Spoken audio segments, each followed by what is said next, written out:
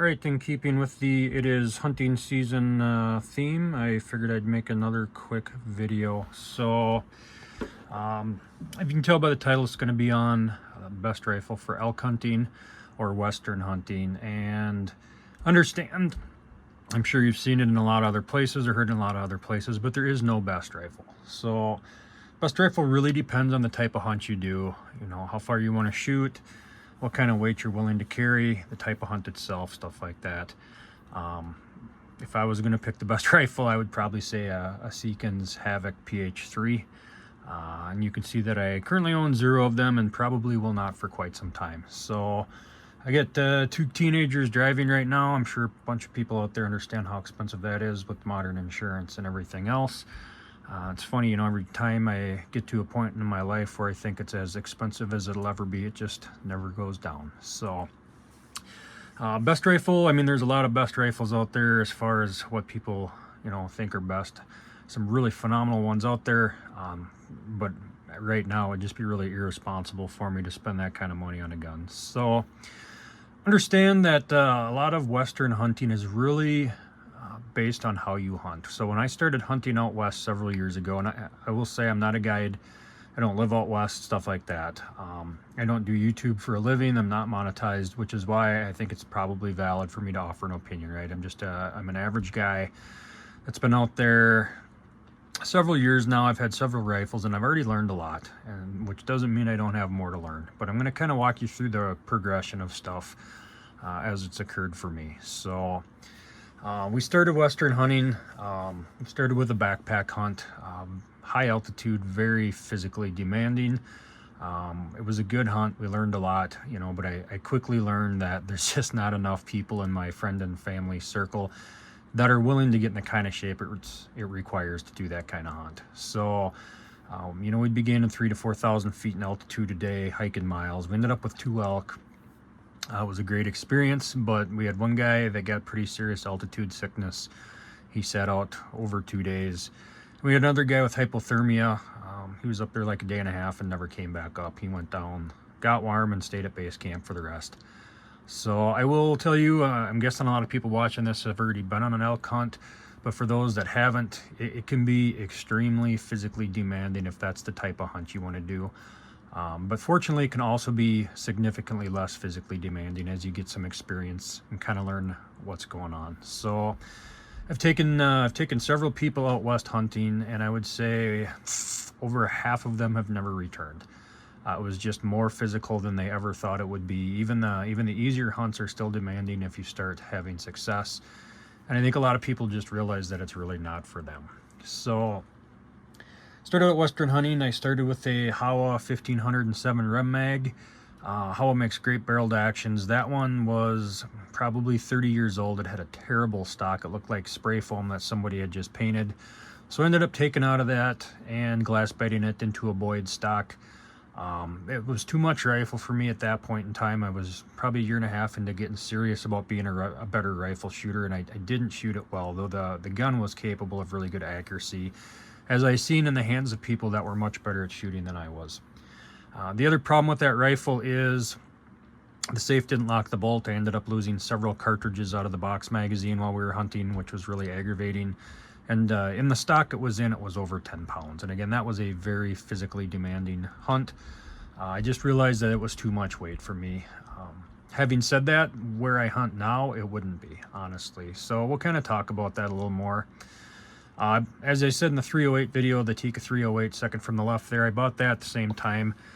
Second year I went out with that one. Third year I bought a 300 Win Mag, Weatherby Vanguard. No break. That gun was not accurate enough to take out west, and the recoil of that lightweight rifle in 300 Win Mag without a break was extremely punishing, and I didn't shoot that well. I know it's shocking, but that didn't go over well, so that one never even made it out west. Ended up taking the Tikka that year. Being slow to learn, the next year I do project guns in the winter. If I can find like a nice old Remington 700 Winchester Model 70 Ruger Hawkeye, which I had at that time, I'll buy them. I'll free float them, glass bed them, tune the triggers or put new triggers in them and stuff. So my project gun that winter was the Ruger Hawkeye, again in 7mm Remington Magnum.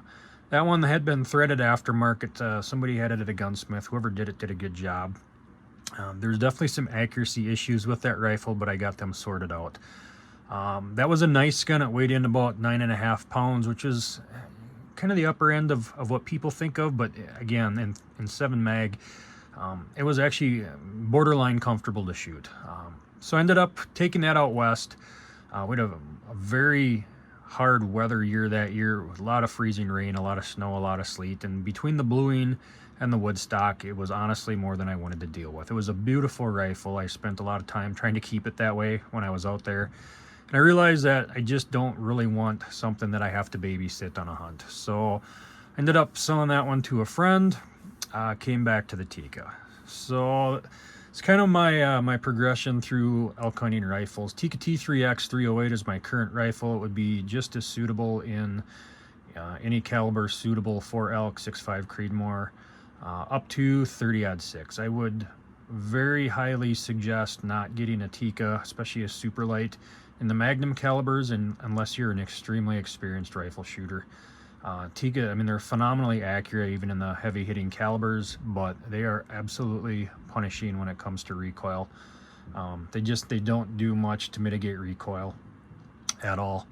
I see I actually grabbed my 223 Tikka instead of my 308, but it's in the safe next to me. So again, it's been a phenomenal rifle. Again, it tips the scale. I weighed the 308 after the last video. I forgot to say it in the video. It was 8 pounds 6 ounces. I would not consider hunting out west with an extremely lightweight rifle. I know a lot of guys say that, you know, they don't find light rifles difficult to shoot, or whippy, as Ron Spomer said, but I disagree, and I'm certainly not as experienced as Ron Spomer. So I think for him, he's very capable of shooting, you know, a 6.5 pound long action caliber. I'm just not, and I'll be honest with you, again, I have a 500-yard range at home. I observe dozens of people shoot every year. Most people are not. So I would highly recommend, again, that 8 to probably 8.5 pound range, 9 pound range for the normal short action and long actions without a break or a suppressor. And if you're talking magnums, even with the break, I would get up to that 9 to 9.5 pounds. That's where I start to see people shoot them okay. So what to look for in a Western hunting rifle? Again, the sky's kind of the limit. So the one on the left I just did a review on, that's a Winchester XPR and 300 Win Mag. That one would definitely suffice. It's got a Cerakoted barrel, really nice synthetic stock on there. It's been a good rifle, shockingly good for the barrel weight or diameter. The Tikkas, again, excellent rifles. I would recommend them to everyone. It's just still the first thing I recommend when somebody asks me what they should buy to hunt out west, despite the fact that I don't love everything about them. Toward the center there, Ruger American Gen 2. This one's only in 243, which I would not use for elk, and this is not going to be a caliber video. But again, the Gen 2s have, from what I've seen, shaken out to be really good rifles. Western hunting, unless you're planning on limiting your range, I would look at the Predator models with the longer barrels. It's not that you can't with the 20-inch. I know I'm going to get a lot of ridicule for that. Certainly a 20-inch is fine. 18 is fine. You know, some guys are using 16s. You just have to be a lot more conscious of range. And if it's one thing I've learned out there, it's that you just can't predict where them big buggers are going to show up. So I want something that's capable of that 1,800 feet per second out to at least 500 yards, although everybody hunts differently. Next to that's my son's Remington 730-06. That one's been out there. Again, just a really good Western hunting rifle. That one's old enough. I don't have to worry about it as much as that Ruger. The stock is much glossier. It's not as porous. And if it gets a little rusty, we'll wipe it off. And someday we'll probably end up rebarreling that and throwing it in a different stock. So that one doesn't get the tender love and care that Ruger did. But again, just a solid choice. If I could find 10 more of them for a reasonable price, I'd buy 10 more. And then I just threw a Grendel pistol there on the right side just to kind of represent the AR platform. That can kind of include chassis guns in there as well. Very accurate. Both the ARs and the chassis certainly can be. You know, they're fairly well suited to, I would say, the softer Western hunts. So you get up on them really high altitude backpacking hunts, and it's shocking to me how many guys are humping like 12 or 13 pound rifles up there. And I'm not telling you that you shouldn't, right? You can hunt however you want. Everybody's got different ideals, different physical fitness levels. But that's a lot of gun. And I'll be honest with you, to shoot to ethical ranges, I don't feel like you need that kind of gun. Having said that, they're a great option. I've seen a few guys out there with ARs. You're starting to see a ton of chassis guns out there. I would not recommend 6.5 Grendel for elk, and I know somebody's shot elk with them. I've seen videos. It certainly can, but again, it's very hard to predict elk hunting distances, the angle of shot you're going to have to take, and I just like something with a little more horsepower. Again, so we started off kind of the real hard backpacking hunts, and it didn't take me long to realize that most people just don't have the dedication to get in that kind of physical condition. So we've changed over the years, and now we rely much more on equipment, ATVs, UTVs, and stuff to really do that climbing for us, and the hunt has gotten much less physical. Because of that, I mean, at this point, I could honestly take about anything I wanted to. On an average day, I might walk a quarter mile, so I could certainly get by with a 14, 15-pound chassis gun, and perhaps someday I will. At this point, I don't need that. I'm not comfortable shooting past 500 yards, and any decent bolt action in a decent caliber with a good scope will do that. So that's kind of the roundup here. Again, this is just a representation of stuff. This is stuff I've been currently shooting and getting tuned for hunting season. The sky's the limits. Again, there's a ton of brands out there. I would be very careful with the really cheap rifle brands. Some of them can have really good accuracy, but some of them do not. The finish on them can rust extremely quickly. Some of the bluing on them is very porous and just not very well done. And we're, in my opinion, at the best place we've ever been for rifle design. We have a ton of rifles now in that $500 to probably $800 or $900 price range that are synthetic stocked. And I know guys love wood. I love wood too. But again, just for durability and not having to worry about it, I like synthetic.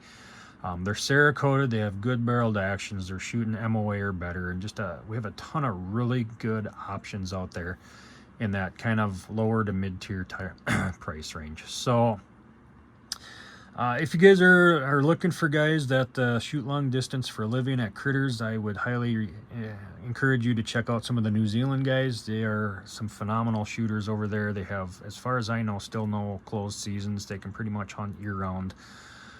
They do a lot of longer range shooting, and it's interesting watching their videos, because when they're doing that, they're typically doing it with the same stuff I am, which would be like the Tikas and the Bergaras.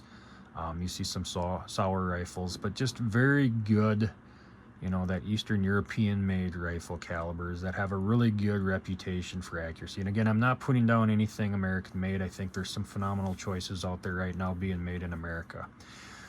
So again, tailor your rifle to the type of hunting you're going to do. Understand that elk are hard to predict, and despite the fact that they're enormous, they just tend to show up shockingly quick and like straight out of nowhere when you least expect them. Again, we've taken elk from 80 to 480 yards, plus one of my buddies I was sitting next to with a 300 Win Mag took one at, I want to say 540 or 550.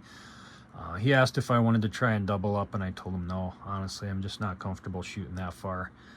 We had a pretty stiff side wind that day as well. So pick your rifle wisely. Again, that's my recommendation. Synthetic stock, Cerakoted is optimal if you can get it with a really reliable action on it, something that feeds well. Again, internal mag, external mag, it really doesn't matter. The externals are a little more prone to being lost. Obviously, it's really hard to lose an internal box mag. I don't know that I've ever seen that, though I've seen some weird stuff. But yeah, just good actions, good triggers, get a good recoil pad if your gun doesn't come with one. And of course, as always, you need to get out and practice. So it does not matter what you're shooting if you don't shoot it well. I would say I see as many guys come out here with super high-end rifles that suck at shooting as guys with super cheap, crappy rifles. Again, you cannot buy good shooting. You can buy accuracy, although sometimes you get lucky with the cheaper guns. Or in the case of like the Ruger Americans and the Winchester XPR, I think typically you're getting pretty fortunate nowadays with their quality control, HAL 1500, stuff like that. But you can't buy good shooting. So Again, get out to the range and practice. Practice in the wind, practice in the field, practice sitting, practice kneeling, practice standing on a tree. Because again, you never know when and where them buggers are going to show up. They're an enormous animal. I actually did the math. I probably messed it up, but I figured a 180 grain bullet in ounces compared to an elk, and I want to say it was like 1/18,000th the mass of an elk. The bullet is. That's 180 grain. So again, an elk is a phenomenal desire to live, phenomenal body weight compared to the size of bullets we're shooting at it, and that shot has to hit the mark. I think I'm going to wrap it up there. If you have any questions, leave them below. Again, any decent rifle, that shoots 1.5 MOA or better is going to work out west. Make sure you have a really good scope mount, use really solid rings, get a decent optic. I would not recommend anything cheaper than, say, the Vortex Diamondback Leupold VX Freedom line.